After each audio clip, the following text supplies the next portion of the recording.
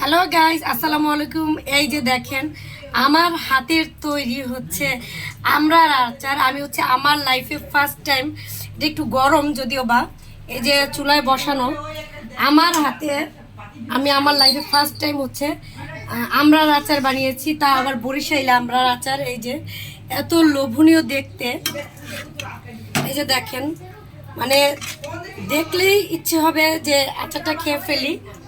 এই যে দেখেন একদম জিভে জল চলে আসতেছে, এত মজাদার টক মিষ্টি ঝাল আমড়ার আচার তৈরি করেছি আমি। এবং আমি যদিও বা এখনও খাইনি, কখনোই আমি নিজের হাতে এভাবে আচার তৈরি করিনি।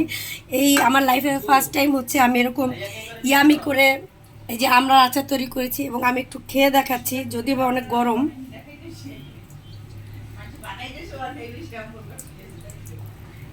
খুব মজাদার, সত্যি কথা। আমড়ার আচারটা মানে এত মজা হয়েছে, এবং একবার খেলে বুঝবেন যে বরিশাইলা আপনার আচার এত মজা, এত লোভনীয়। সো এই আচারটা আমরা হচ্ছে সংগ্রহ করে ফ্রিজে রেখে দিব।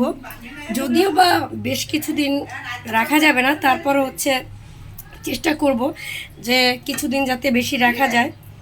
সো এই যে ঝাল ঝাল করে আমড়ার আচার, এবং এই যে আমি একটু দেখাই, দেখছেন একটু ঝাল ঝালও হয়েছে।